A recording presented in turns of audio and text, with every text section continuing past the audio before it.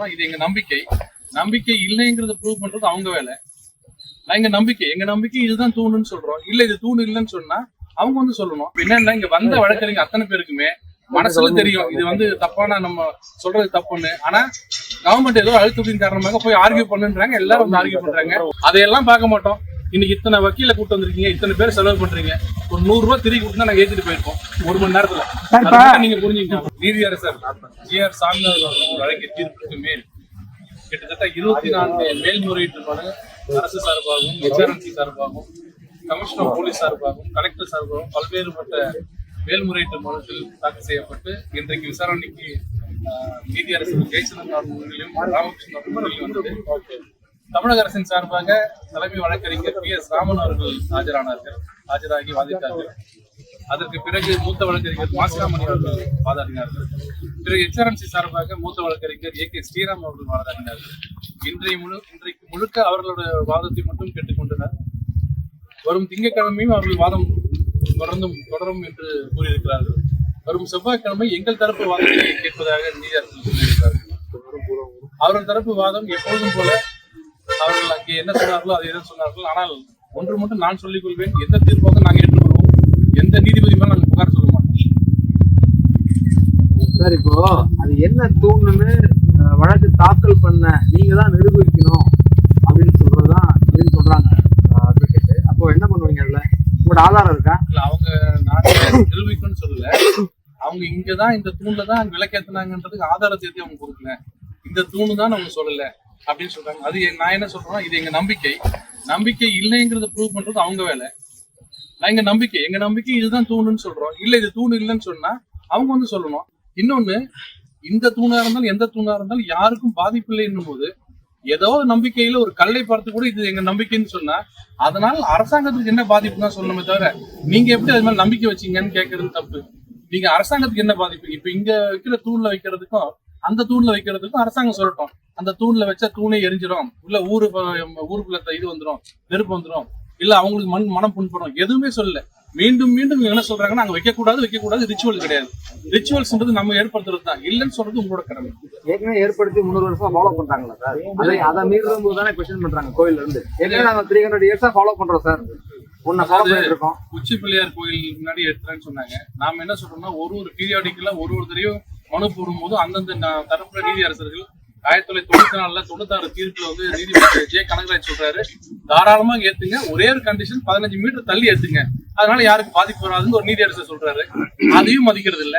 2014 piece committee முன்னாடி 2005 எல்லாரும் சேர்ந்து தர்காலாம் சேர்ந்து தாராளமா ஏத்துங்க, எங்களுக்கு ஒன்றும் பிரச்சனை இல்லைன்னு பீஸ் கமிட்டியில சொல்றாங்க. இப்ப நாங்க அப்படி சொல்லவே இல்லைன்னு சொல்றாங்க. 2017 வந்து டிவிஷன் பெஞ்ச் சொன்னது கூட இந்த இடத்துல ஏத்தக்கூடாது, அதுக்கு வந்து மோட்ச தீபம் பக்கத்துல ஏத்தாதீங்கன்னு தான் சொன்னாங்களே தவிர இதை பத்தி டிஸ்கஸே பண்ணல. ஆனா எல்லாரும் என்ன சொல்றாங்கன்னா, டிவிஷன் பெஞ்ச் மீறி எப்படி தனி நீதிபதி எடுத்தாருன்னாங்க. அதனோட காஸ் ஆஃப் ஆக்ஷன் வேற, இதோட காஸ் ஆஃப் ஆக்ஷன் வேறன்னு முதல்ல எக்ஸ்பிளைன் பண்ணிட்டு நீதியரசர் ஜி.ஆர். சாமிநாதன் அவரோட தீர்ப்புல கூட பேரா 24 கிளியரா சொல்லியிருக்காரு. அந்த சப்ஜெக்ட் வேற, இந்த சப்ஜெக்ட் வேற, அதனால டிவிஷன் பெஞ்ச் நான் எடுக்கக்கூடாதுன்னு நான் தனி நீதிபதி எடுக்கலான்னு கிளியரா சொல்லியிருக்காரு. சார், வழக்கு விசாரிக்கும் போது கோயில் தரப்புல வழக்கறிஞரை வந்து ஆஜரானவங்க வந்து இது வந்து கிரானைட்டுகள் சொல்லி வாதிடும் போது நீதிபதிகள் வந்து ஒரு கேள்வி கேட்டிருந்தாங்களே, கிரானைட் தூண் தான் என்பதை வந்து நீங்க எவ்வாறு உறுதிப்படுத்துறீங்க, அதை வந்து வல்லுநர் வந்து சொல்லட்டும் அப்படின்றத சொல்லிருந்தாங்களா? அதை பத்தி கொஞ்சம். அவங்க நீதி அதை மட்டும் சொல்லல, அங்க ஏத்தவே இல்லை இது வரைக்கும். கிரானைட் கல் ஏத்தி இருந்தா அதுல ஒரு கடிமண் படிஞ்சிருக்கும், ஒரு கருப்பா இருந்திருக்கும், எந்த விதமான இதுவுமே இல்லைன்னு சொன்னதுக்கு தான் நீதியரசர்கள் கேட்டாங்க, உங்ககிட்ட என்ன ஆதாரம் இருக்கு, அதை நீங்க ஆய்வு செஞ்சீங்களா, எத்தனை நாள் அது எரிஞ்சிருந்தா இப்படி இருக்கும், எரியாம இருந்தா இப்படி இருக்கும்னு யாரு பண்ணாங்கன்னு கேட்டது அவங்கள்ட்ட பதில் இல்லை. இன்னொன்னு, HRMC சார்பாக ஆஜரான மூத்த வழக்கறிஞர் சொல்லும் போது அது வந்து சீவக சிந்தாமணியில சொல்றாங்க, அதுல சொல்றாங்க, அப்படிலாம் சொல்றாங்கன்னு சொன்னோடனே நீதியரசர் கேட்டாரு, சீவக சிந்தாமணியே பொய்யுங்கிறீங்களா அப்படின்னு. இது என்னோட இன்ஸ்ட்ரக்ஷனுங்க அப்படிங்கிறாரு. அப்ப என்னோட இன்ஸ்ட்ரக்ஷன் நான் சொல்றேங்க அப்படின்னு. அப்ப என்னன்னா, இங்க வந்த வழக்கறிஞர் அத்தனை பேருக்குமே மனசுல தெரியும் இது வந்து தப்பான நம்ம சொல்றது தப்புன்னு. ஆனா கவர்மெண்ட் ஏதோ அழுத்தத்தின் காரணமாக போய் ஆர்கியூ பண்ணுன்றாங்க, எல்லாரும் வந்து ஆர்கியூ பண்றாங்க. இவரு PS ராமன் அவர்கள் சொல்லும் போது, நான் இதை பத்தி மட்டும்தான் ஆர்கியூ பண்ண வந்திருக்கேன், தயவு செய்து LPA பத்தி என்கிட்ட கேட்காதீங்க, கண்டெம்ட் பத்தி என்கிட்ட கேட்காதீங்கிறாரு. அப்போ அவங்களுக்குள்ளேயே ஒரு எவ்வளவு வித்தியாசம் இருக்கு பாருங்க. வர்றவங்க எல்லாரும் இதை பத்தி எனக்கு கேட்காதீங்க, எனக்கு பதில் இல்லை, இதை பத்தி எனக்கு கேட்காதீங்க, எனக்கு இன்ஸ்ட்ரக்ஷன். HRMC வந்து என்ன சொல்லுதோ அதை நான் அப்படியே உங்கள்கிட்ட சொல்றேன்னு சொல்றதுக்கு ஒரு மூத்த வழக்கறிஞர் வந்திருக்காரு. சார் மலை உச்சின்ற மாதிரி சொன்னோம்னா ஒண்ணு தர்கா, இன்னொன்னு வந்து உச்சி பிள்ளையார் கோயில், வேற எதுவுமே இல்ல அப்படின்றத வந்துட்டு வாதமா முன்வைக்கிறாங்க. அதை நீங்க இல்லைங்க. இப்ப என்ன வருத்தமான விஷயம்னா, இப்ப வந்திருக்க வழக்கறிஞர் அத்தனை பேருமே ஒரு தடவை அங்க போயிட்டு வந்தா பரவாயில்ல, நல்லா இருக்கும். ஏன்னா எல்லாரும் உச்சி பிள்ளையார்னா எல்லாரும் நினைக்கிறாங்கன்னா உச்சியில இருக்கிற பிள்ளையார் நினைக்கிறாங்க. ஆக்சுவலா உச்சியில இல்ல, கோயிலுக்கு கொஞ்சம் மேல இருக்கிறதா உச்சி பிள்ளையார். அங்கதான் கொஞ்சம் மேல இருக்கிறது தான் உச்சி பிள்ளையார். அதுலதான் இத்தனை நாள் தீபம் ஏற்றிருக்காங்க. நாம சொல்றது தர்கான்றதுதான் பீக், அதான் டாப் மோஸ்ட். அங்க யாரும் போல.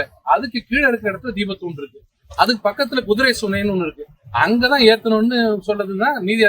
போன தடவை 2017 நீதி அரசர்கள் கே கல்யாண சுந்தரம் அவர்களும் பவானி சுப்ரமணியன் அவர்களும் அங்க ஏத்தக்கூடாது அப்படின்னு சொன்னா, அந்த இடம் வேற இந்த இடம் வேற. இப்ப சொல்றது இத்தனை காலமாக ஏற்றப்பட்ட தீபத்தூண்ல ஏத்துங்கன்னு புதுசா ஒண்ணு சொல்றோம். அதை சொல்லும் போது ஈஓ சொல்றாரு அங்க ஏத்துறதுக்கு ரைட்ஸ் இல்லைன்னு. அதான் நீதி அரசர்கள் கேட்டாங்க. ஈஓக்கு அது சொல்லக்கூடாது. டெம்பிள் தேவஸ்தானம் தான் ரிச்சுவல்ஸ் பத்தி சொல்லணும். ஈஓ என்ன சொல்லணும்னா, படிக்கட்டு கட்டலாங்க, சிமெண்ட் இல்ல, அங்க போகாதீங்க, வழிக்கு விழுந்துருவீங்க, இதான் அவர் சொல்லணுமே தவிர அந்த இடத்துல போய் நிக்காதீங்க, இது ரிச்சுவல் இல்லைன்னு சொல்றதுக்கு ஒரு ரைட்ஸ் கிடையாது. அது மீண்டும் நிறுவனம் நம்பிக்கை இருக்கு. அதே மாதிரி அந்த வழக்கு விசாரிக்கும் போது மலை உச்சியில் யார் அந்த தீபத்தூணை தூக்கி எறிந்திருக்க மாட்டார்கள் அல்லவா, யார் அதை வந்து அந்த கட்டுமானம் செய்தார்கள்ன்றதையும் அந்த கேள்வி எழுப்பியிருந்தாருங்கல்ல. அதான் தீபத்தூணுங்கிறது என்ன தூணு? அப்ப நீங்க உங்க சார்பா சொன்னா அர்த்தம் கேட்டது. தீபத்தூண் அப்ப என்ன யாரா கொண்டு அங்க வச்சுட்டாங்களா? அது என்ன கல்லு? நீங்க தானே ஆராயணும். அப்படி உங்களால ஆராய முடியலன்னா விட்டுணும். இல்ல எங்களால என்னமோ தெரியலீங்க, அங்க ஒரு இடம் இருக்கு, நீங்க ஏத்திக்கிட்டு இப்ப வீட்லயே ஏத்துறோம், என்னைக்கு ஒரு இடத்துல ஏத்துறோம், திடீர்னு ஒரு மாடத்துல அங்க ஏத்துறோம் வச்சுங்க, இத்தனை நாள் இங்க ஏத்திட்டு இருந்தோம், நீங்க அந்த மாடத்துல ஏத்துறேன் அப்படின்னு கேட்க கூடாது. நம்பிக்கைன்றது அடுத்தவங்க மனசு புண்படாம இருக்கிறது. அடுத்தவங்க மனசு புண்படுன்றதுக்கு இன்னி வரைக்கும் யாரும் சொல்லல. இப்ப நாளைக்கு வேற ஒருத்தர் வந்து வேற இடத்துல ஏத்துன்னு கேட்டாலும் இல்லைங்க, எங்க வேணாலும் ஏத்துவோம். ஆனா அவங்களுக்கு பிரச்சனை வரக்கூடாது. இப்ப நான் உங்க வீட்டுல வந்து ஏத்தும் போது உங்க அப்ஜெக்ஷன் பண்ணக்கூடாது. நீங்க அப்ஜெக்ட் பண்ணா ஏத்துட்டு போனோம். நான் பொது இடத்துல ஏத்தும் போது பொது இடத்துல என்ன பிரச்சனை வரும் யார் சொல்லணும்? லா அண்ட் ஆர்டர் பிரச்சனை சொல்லணும். என்ன சொல்லணும்? சார் ஏத்தாதீங்க, ஏத்தனா பிரச்சனை வந்துடும். என்ன கேட்கிறோம்? 10 பேரை ஏற்றி மேல போங்கன்னு சொல்றோம். 50 போலீஸ், கிட்டத்தட்ட 30 சிஎஸ் போறாங்க. இவங்க எல்லாரும் மீறி அந்த 10 பேர் லா அண்ட் ஆர்டர் பிரச்சனை பண்ணுவாங்கன்னு சொன்னா அவங்க சூப்பர் மேன. கோயில் ப்ராப்பர்ட்டில தனிநபரை எப்படி அலோவ் பண்ண முடியும்? அதுவே நீதிபதி அதிகார வரம்புக்கு மீறி உத்தரவுன்றாங்க. இந்த அதிகாரம் கரெக்டுங்க. இந்த அதிகார வரம்பு உள்ளியா இல்லையாங்கிறது டிஸ்கஸ் பண்ணல. நீதிபதி ஒரு ஆர்டர் போட்டார். அதுக்கு மேல நீங்க தப்பு ரைட்ன்றது அப்பீல்ல தான் பார்க்கணும். அவர் ஒரு இடத்துக்கு போன்னு சொன்னாருன்னா அந்த 10 எல்என்டோ இஷ்யூ நாங்க சொல்லிட்டாரு. அதை மீறி அவர் என்ன சொன்னாரு, நான் சொல்றேன் நீங்க போங்கன்னாரு. எல்என்டோ இஷ்யூ வரதுக்கு முன்னாடி 144 போடுறாங்க. அங்க போறதுக்கு அப்புறம் தான் போடுறாங்க. போறதுக்கு முன்னாடி ரெடியா நிக்கிறாங்க. சிஎஸ் என்ன சொன்னாங்கன்னா, எங்க வரம்பு மீறி போக கூடாது சார், நாங்க ஒதுங்கிடுறாங்க. 10 பேர் மேல போயிருந்தா 50 போலீஸ் 30 சிஎஸ், அதை தாண்டி இந்த 10 பேர் வந்து ஏதாவது பிரச்சனை பண்ணிருப்பாங்க நினைச்சாங்கன்னா லா அண்ட் ஆர்டர் சரியில்லைன்னு சொல்ல வேண்டியதான் நாட்டுல. கோயில் வந்து சொல்றது ஒண்ணுதான் சார். கோயில் 2000 வருஷமா இருக்குங்க. எங்க கிட்ட அந்த தூண்ல தீபம் ஏற்றுவதற்கான ப்ரூஃபே கிடையாது. கோயில் ப்ராப்பர்ட்டி, அது கோயில் ப்ராப்பர்ட்டி நாங்க மெயின்டைன் பண்றோம், என்கிட்ட ப்ரூஃபே இல்லைன்னு சொல்லிட்டாங்க. பின்ன கொஸ்டின் எங்க வருதுன்னு கேட்க. நீங்க முதல்ல ஒரு கேள்வி கேட்டீங்க, இத்தனை நாள் ஒரு இடத்துல ஏத்துனீங்க மாத்துனீங்கன்னு. 2005லயும் 1994லயும் பீஸ் கமிட்டிக்கு முன்னாடி தர்காக்காரங்க இதை தவிர வேற எங்கன்னா ஏத்திக்கன்னு ஏன் சொல்லணும்? ஒரே இடத்துல சார் ஏத்தணும், வேற எங்கேயும் ஏத்தக்கூடாதுன்னு சொல்ல வேண்டியதானே சார்? தர்கா வந்து ஆட்சியர் அப்படிதான் தெரிவிக்க முடியும். அதெல்லாம் சொல்றீங்க. எங்க இப்ப சொல்றது இப்ப இதனால ஸ்டாலின் அவர்களுக்கு பிரச்சனையா? அவங்க என்ன சொல்றாங்க? ஸ்டேட்ல சார் இல்ல அவர் என்ன சொல்றாருன்னா, மத கலவரம். யார் மத கலவரம்? 2 யார் மதம்? நாங்க ஒண்ணு இஸ்லாமியர் ஒண்ணு. அவங்க வேணான்றாங்க, அவங்க எடுத்துக்கின்றாங்க. 15 மீட்டருக்கு அப்புறம் எங்க வேணா வச்சுங்க சார்ன்றாங்க. அதான் 94 ஜட்மெண்ட்ல சொல்லுது, 2006 சொல்லுது. அதையெல்லாம் பார்க்க மாட்டோம். இன்னைக்கு இத்தனை வக்கீல கூட்டு வந்திருக்கீங்க, இத்தனை பேர் செலவு பண்றீங்க, ஒரு 100 ரூபாய் திருப்பி கொடுத்தா நாங்க ஏத்திட்டு போயிருப்போம் 1 மணி நேரத்துல. நீங்க புரிஞ்சுக்கணும். வழக்கு விசாரணை நடைபெற்று இருக்கும் போது மாநில தொல்லியல் துறை வந்து நேற்று போய் ஆய்வு பண்ணிருக்காங்க. அதை நீங்க எப்படி பாக்குறீங்க? அதே மாதிரி செப்பல்லாம் போட்டு போய் ஆய்வு எல்லாம் பண்ணாங்கன்னு சொல்லி சில எதிர்ப்புகள் வருது. அதெல்லாம் நீங்க எப்படி சார் பாக்குறீங்க? செப்பல் எடுத்து போன நான் பாக்கல, ஆனா கண்டிக்கத்தக்கது. அப்படி போயிருந்தா தப்பு. தொல்லியல் இந்த தொல்லியல் இல்லைங்க. யார் வந்து சொன்னாலும் நான் என்ன சொல்றேன்னா, அதிகாரப்பூர்வமாக அறிவுபூர்வமாக சொன்னதெல்லாம் நம்ம எதிர்க்கலாம். எதை பத்தியும் கவலை இல்ல, நாங்க ஏத்த விட மாட்டோம், 1 கோடி செலவு பண்ணி அங்கிருந்து வக்கீல கொண்டு வருவோம், எதையோ ஒண்ணு பண்ணி விட மாட்டோம் அப்படின்னு சொல்றது வீம்புக்கு ஏதோ பண்ற மாதிரி தெரியுது. அது மக்களோட இந்து மக்களோட மனசை புண்படுத்தாம நடந்துருக்கு. நீதிபதிகள் ஃபைனல் என்ன சார் சொல்றாங்க? திங்கட்கிழமை அவங்க தரப்பு வாதம், செவ்வாய்க்கிழமை இந்த தரப்பு வாதம் ரெஸ்பாண்டன்ட் ஃபுல்லா அவங்க சொல்லுவாங்க. அதுக்கப்புறம் புதன்கிழமை மேல என்ன ஆகும் தெரியும். அதுக்கப்புறம் அவங்க எப்ப தீர்ப்பு கொடுப்பாங்க.